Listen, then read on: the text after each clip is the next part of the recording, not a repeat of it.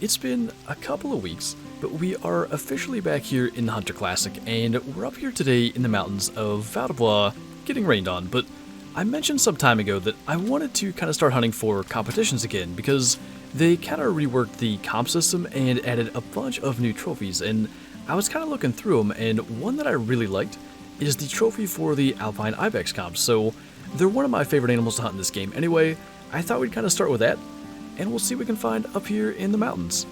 Now, the nice thing about the particular comp that we are participating in, it doesn't require a specific weapon or anything like that, so I decided to go with the 308 Carbon. It's not one that we use often, but it's actually a pretty good gun, and I know at some point, probably around the same time they did the competition update actually, they kind of buffed the 308, so it's going to be interesting to use it. But a lot of Ibex comps are like highest scoring with a lung hit or highest scoring at 100% harvest value and stuff like that. This one is just simply for the highest scoring one, and since the 308 can't have like the best zoom scope or anything like that, I figure it's a good one to maybe use a gun that we don't use that often and could potentially have a less than ideal shot in some circumstance. But this guy is certainly no competition winner, probably just a 170. He's pretty much the average sized male Ibex. We did double lung him there at 102 meters, and yeah, just a 173 score, but a good way to start out and kind of maybe warm up a bit for shooting the Ibex. I kind of hate to do this so early in the hunt, but there are, I think, a couple of ptarmigan around here. I know I just saw one, and now I've lost it. Yeah, there's two in there. None of those are really that big, but there might be others, and we're also in a comp for like the highest scoring ptarmigan shot over 15 meters. Now, I don't remember which key is the whistle. I guess that one. I forget that every single time we play this game. Somehow, the pellets of the shotgun when you're shooting all like render hitting the ground and makes the game lag really bad. So I can't really try to shoot multiple targets because the lag kind of throws me off. But we got the one. I think like 680 or something was number one. So yeah, that's just got us at 10th place, but I guess, again, kind of like the Ibex, good to warm up and sort of remember that fact that we have to pretty much pick a specific one and go for it. I think for the sake of just getting something else before we leave this particular mountain, we'll probably go ahead and take out that guy. He's another just average-sized male, but it is maybe an opportunity to try a longer shot. It's right about the old render, so it should be pretty much dead on. And it definitely looked to be the case. There's another kind of decent male in there, but pretty much the same size. Ooh. I had a pretty heavy track. I knew there might have been a big one in there, but I simply could not see it. And, you know, he's going to stop. That's a long shot, and I definitely do not know the 308's drop, but that looks like a good one. We can try. Ooh. What is that? You know, maybe all along, the 308's been the gun to carry. It's so hard to judge them, especially without a score estimate. That's usually what I kind of rely on. But it looked like it had a good curl length and everything, so it might have been a nice sized male, and that was like a 300 meter shot.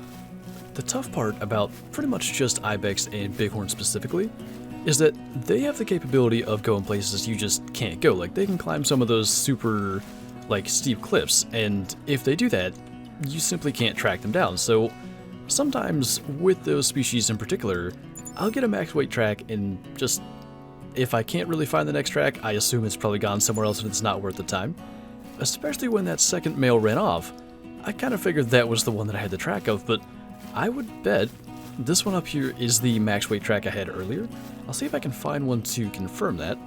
It's going to the right place, so assuming this is from the Ibex that we shot, it actually is a new trail, and there's the blood, so that's going to confirm that. He is kind of the lighter horn variation. They always look smaller to me up close, so we'll take a look here. He's 113 kg, which is a good sign. 269.6, that might put us in first. A hard shot at 324 meters, by the way. That's easily my longest hard shot on just like a maybe aim here kind of shot, but 269 something is first place. Okay, we're winning by some amount of decimal. That's really cool that our first one got us there, but well, I was gonna say this is quite possibly the worst place to try to take a trophy shot, but we might be able to do something with kind of like the mountains downslope in the background. The problem with that idea is that the sun is facing the other way, so worked around to get this, and I think it's going to work pretty good. There's something going on, I don't know if you guys can hear that, but there's like ptarmigan flying into, I think, kind of like the trophy shot border box. There's an area that animals can't pass through while you're taking a trophy shot, and I think that's probably what's going on. So, we're going to sell that. That is, oh my goodness. If we had hip fire like Call the Wild. Of course we weren't loaded there.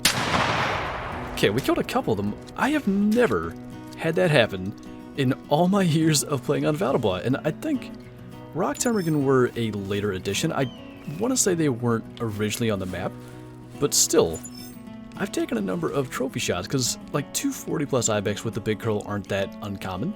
So to, you know, be sitting there taking a trophy shot for quite some time, especially in mountains like this, is not all that uncommon. That was just something else. I've never seen it before, but unless this last one here was decent size, we're not going to end up with anything out of it.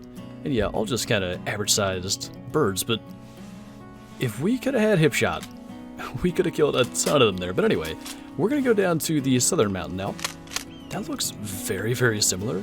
And this is why I love the southern mountain. Like, a lot of times, I think there's just less space for a similar number of Ibex to spawn.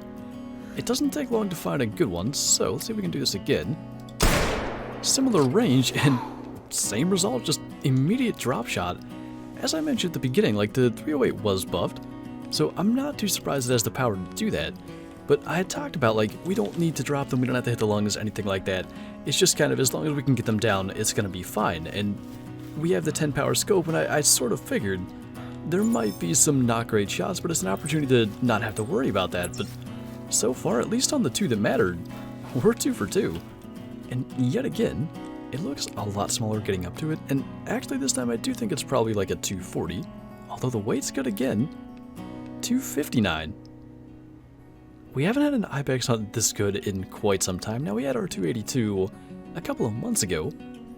Right lung and neck bone 3, that was an interesting shot, but 2 pretty good ones. And Ibex are a species where, like, a lot of times if you see that weight over 110, they tend to be a little bit higher scoring. But since we are up here now, and once we figure out what this is, just a little female running past, I wanted to show what I meant, like, when I talked about the mountains.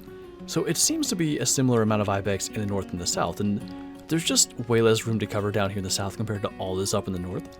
So it is nice to come down here and usually see a bunch of Ibex and at least some good ones, but 259 is definitely above average. I mean, if they're gonna fly right at us, we might try to get one or both of these ptarmigan. Again, we have to deal with the whole ground thing. And yeah, that kind of messed with us. I don't know if we hit that one. Definitely didn't bring it down, so we're probably just gonna have to settle with the 1. It's so hard, like, when that lag starts happening, trying to get recentered and then make another decent shot before they turn and get very far away is quite difficult, but maybe we lucked out and got a good one. We do have to stay over 15 meters, which is why I shot as early as I did. Low weight yet again.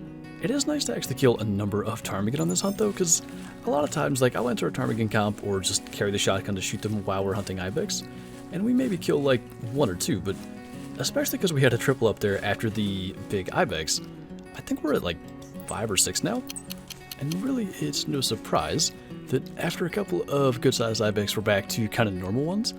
I think we'll still try to take that guy. Maybe if we can get to this big rock right here, we'll be able to try to line up a shot, and really it's, I think, good practice when trying to line up a longer shot anyway, and when you don't need to necessarily rush.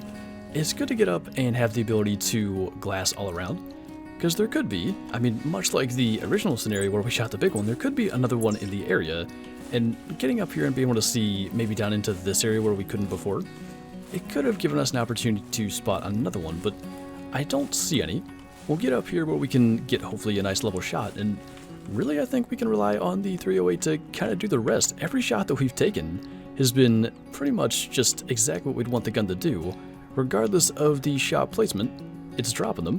The one thing that would be nice is if I could remember where the Ibex is. He kind of turned a little bit there. I think it's probably, yeah, right around the 220 meter mark, so no real bullet drop to speak of. And yet again, the 308's dropped another Ibex. I think it's dropped every single one that we've shot at, if I'm not mistaken. I don't remember any fleeing at all. Also, I did go back and check the competition leaderboard, and at the time I'm recording this, I think I still got like a day and 14 hours. So in all likelihood, 269 is not going to stay as number 1, but maybe it'll keep top 3 anyway. But we currently have first place by literally 0.2, so we're really close. For one, to just not getting top place there, but also we were pretty close to getting a 270 because you get like an added point for darker horns, and the one that we shot was not the darkest variation. So one kind of shade darker, and we'd have had a 270 Ibex, but 169 for that guy.